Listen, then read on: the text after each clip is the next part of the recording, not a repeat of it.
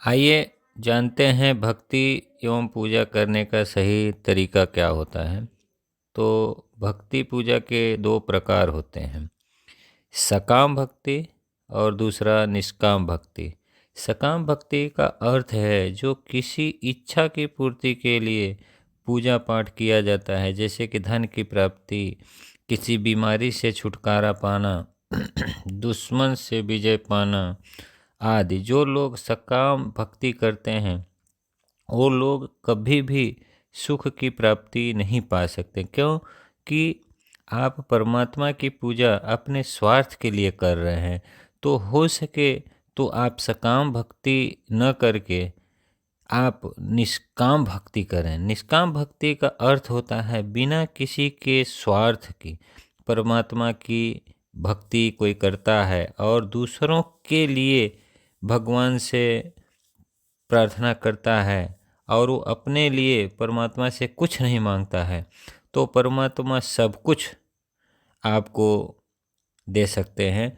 तो हो सके तो आप निष्काम भक्ति करें। जब आपको तकलीफ़ पड़ती है तो आप भगवान के पास दौड़ते हैं, तो ऐसा नहीं करना चाहिए, निष्काम भक्ति आप करें।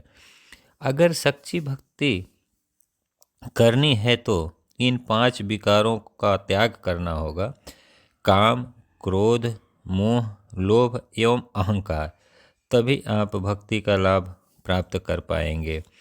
सच्ची भक्ति ऐसी होनी चाहिए कि भक्ति में पूरी लगन हो, यानी चलते फिरते उठते बैठते सोते जगते परमात्मा का ध्यान देते रहें। तो ऐसी लगन वाली भक्ति को सच्ची भक्ति माना जाता है और उससे परमात्मा प्रसन्न भी होते हैं। सच्ची भक्ति वो माना जाता है जहाँ भक्ति के लिए कुछ चीज़ों का त्याग, नुकसान भी करना पड़ता है, जैसे कि समय का पाबंदी होना, यानी आप जिस समय पूजा रोज करते हैं तो उसी समय पर पूजा करें और रोज जितना समय तक करते हैं उतना ही रोज करें। ये नहीं कि आप आज थोड़ा पूजा कर लिए, कल थोड़ा ज़्यादा कर लिए, ऐसा नहीं करना है। यानी कि जो भी पूजा करें तो नियमित करें और उतना ही समय पूजा करें। कभी कभी ऐसा होता है कि आप एक समय पर पूजा करते हैं, कभी कुछ काम आ जाता है तो या तो देर से पूजा करेंगे या तो पहले पूजा करके आप अपने काम के लिए चले जाते हैं। तो ऐसा नहीं करना चाहिए, क्योंकि ऐसा करने से परमात्मा बहुत नाराज़ होते हैं और ये एक तरह से परमात्मा के सामने दिखावा माना जाता है। तो ऐसी भक्ति कभी नहीं करनी चाहिए। अगर आप भक्ति करते हैं, पूजा करते हैं, तो समय के पाबंद रहें। जिस समय पर आप पूजा करते हैं या जिस समय पर परमात्मा का दर्शन करने उनके मंदिर में जाते हैं, तो आप उस समय पर ही आप वहाँ पूजा या उनका दर्शन आराधना करने जाएं।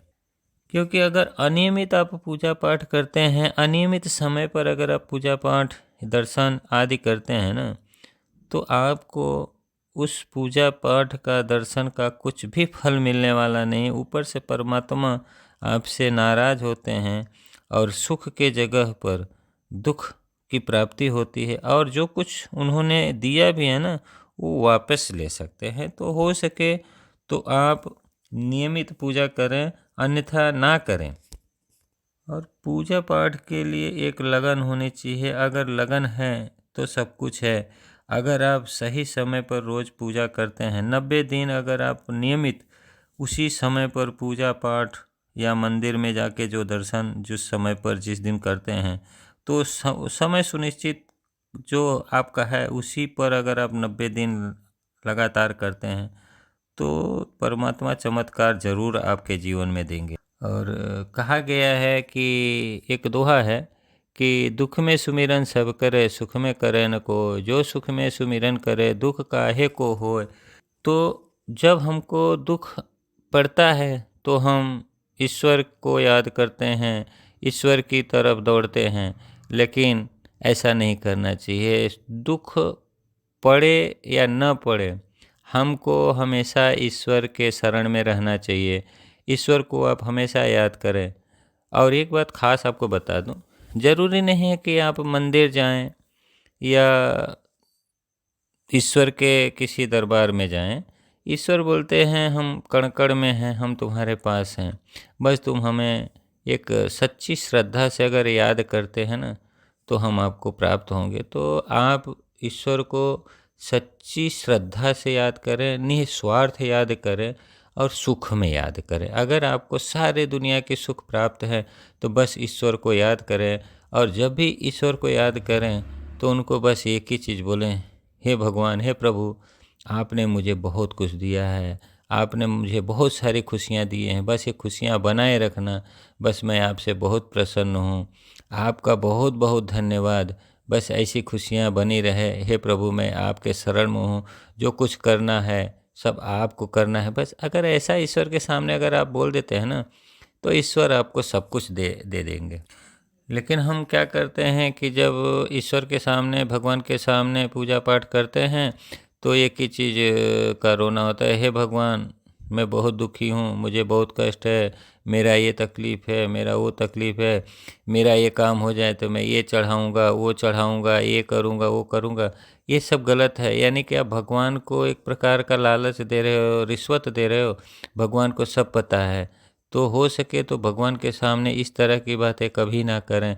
क्योंकि भगवान के पास एक ही आशीर्वाद है, तथास्तु। यानी जो तू जैसा बोला जा तू वैसा ही रहेगा। यानी कि तू भीख मांग रहा है तो तू जा भिखारी रहेगा। तो हो सके तो भगवान के सामने कभी भी कुछ भी ना मांगे। भगवान के सामने बस एक ही चीज़ बोले कि हे भगवान, आपने मुझे बहुत कुछ दिया, मैं आपसे बहुत प्रसन्न हूँ।